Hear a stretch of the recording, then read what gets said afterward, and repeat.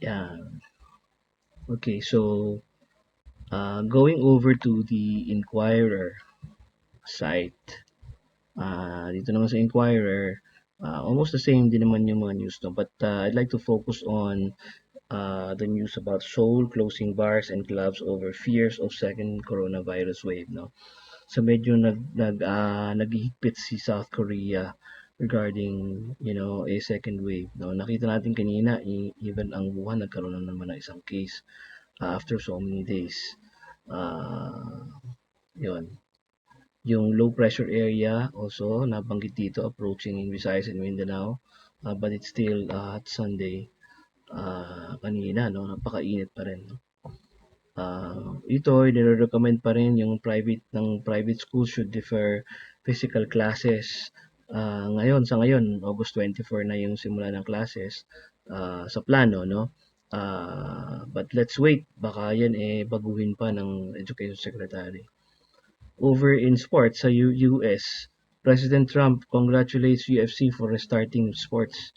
Ayan, yan ang mga balita ngayon. Ano ibig sabihin yan? Na ang UFC kasi, contact sports yan From yung mismong sports itself is contact sports. So, natural, may contact. And ang daming taong nanonood yan lagi. No? Pag mag-reopen ka, I'm sure ang physical distancing would be a problem. I don't know leading sa number of cases ang US all over the world. Gantong-ganto nangyari sa Spanish flu dati.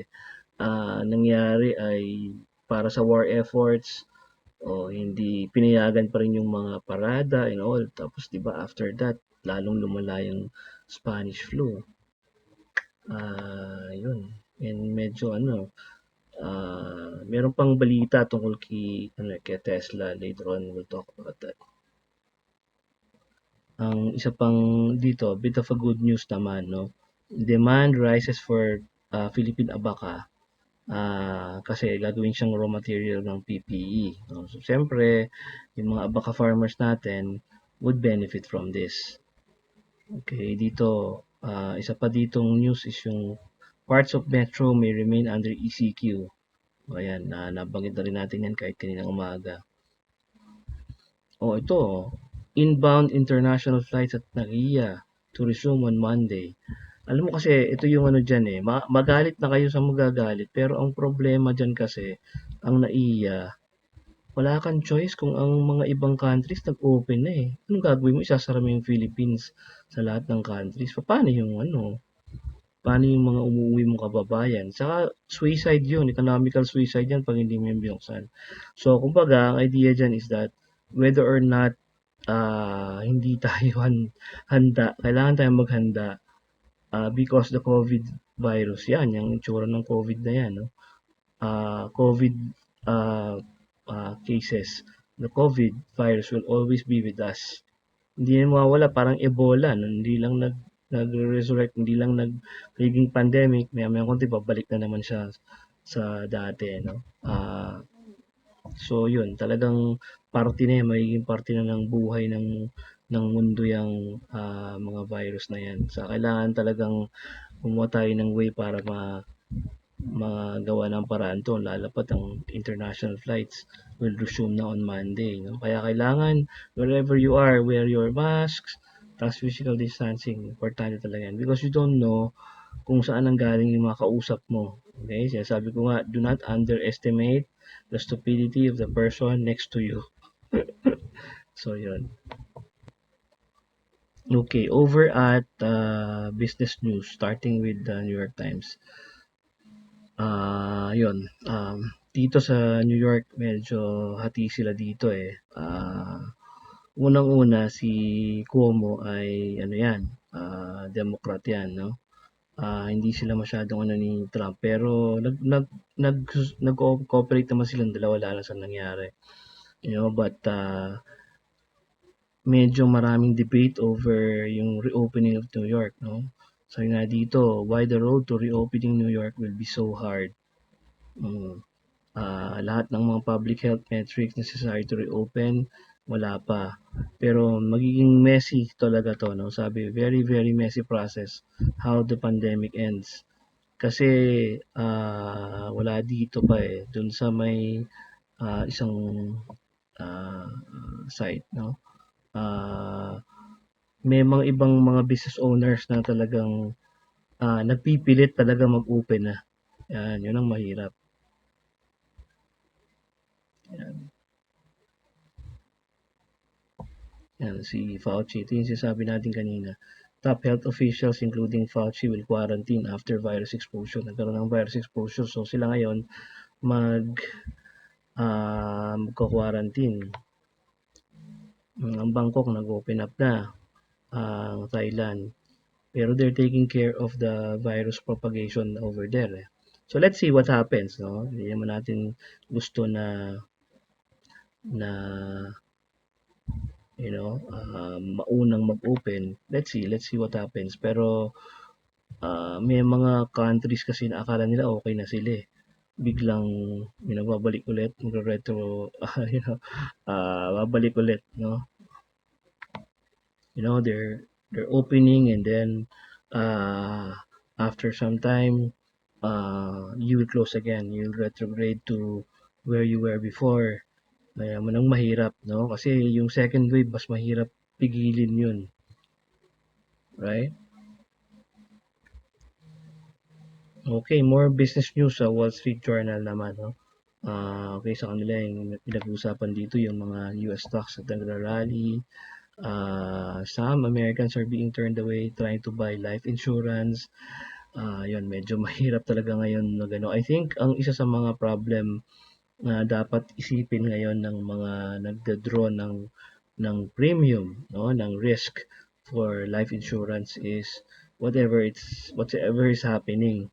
Parang hirap mo nang i-draw ang mortality rate, ang mortality table rate ngayon, no? Dati madaling i-depict yan. So you have to key in the data for the pandemic. And that is the reason why maybe some people are turned down pag gusto kumuha ng life insurance ngayon. You don't know what will be the risk uh, factor, eh. Okay, so ang isa pang inasabi nila dito is yung what new college grads need to know about their money. The class of 2020 takes flight as job market crashes. Ayan. So dito sa Philippines lalo na, no, we were having some light jokes sa meeting namin. Sabi namin lalo na yung mga graduate na board courses pa naman, board programs, tapos nasa medical and allied, pinull out sa hospitals, hindi masyadong nagkaroon ng practice, ng internship. Tapos pinagraduate na lang, nag-mass promotion, right? So imagine what will happen if they start applying. Anong year ka graduate? 2020? Ay, sige. Sige, tawagin ka na lang namin, ha. You don't know what will happen. Kasi if you're an employer, would you, get from the 2020 graduates, given, lalo na sa ano, as I said, lalo na sa medical and allied field, lalo na if you know that certain schools, basta na lang blindly, mass promoted everybody. Yun ang mga concerns ngayon ng ano, eh. The labor market has the labor market has crashed. Wala masyadong trabaho, 'di ba? Tapos yung kanilang skills questionable pa. 'Yan ang concern ngayon. So dito sa Wall Street Journal, meron silang section about yung mga nagre-reopen na after the lockdown, no? Of course, wala naman talaga tayong ano rito, but we can learn something from what the Americans are doing. Yun. Yung mga uh, yung mga naka-orange, Idaho, Montana, Wyoming, Utah, Colorado, Kansas, Nebraska, South Dakota, North Dakota, Oklahoma, Texas, Arkansas, Montana ba itong mo? Yes, Alaska, Georgia, Alabama, Mississippi, Tennessee, lahat yan ay lifted many restrictions or never enacted major restrictions. Ayan. Comprehensive pa rin uh, sa mga sa Maine, New Hampshire, yan. So meron ditong rundown, no. Gatherings, 20-person limit. Meron silang mga nakalagay. Arizona, only for essential needs ang travel outside of home. Gatherings, 10 or more people must be cancelled or postponed. Non-essential businesses are limited to minimum operations or remote work. No statewide directive for quarantine. Bars and restaurants, parang sa atin, dine out only. Beaches and parks, unless locally restricted, open with social distancing. So medyo meron ng mga soft opening sa ibang bansa, no, lalo na sa US. And this is amidst them being the leading, the country with the leading number of cases. So medyo delikado talaga to, no? Yan. Tingnan na lang natin yung market data with uh, sa Wall Street Journal. Ito, magandang tanong to. Why is the stock market rallying when the economy is so bad? Yan. 5 reasons the stock market is soaring as the economy is floundering. 'Di ba? Nakakapagtaka 'yun. Bakit nga? 'Di ba? Ano sa tingin natin ang dahilan? Is it speculation lang? Okay, is it ang mga ating traders niglalaruan yung ano nila, mga stocks natin kaya ang nakikita natin parang lumalabas okay pa, no? US Dow Jones up ang Dow Jones up 1.91%.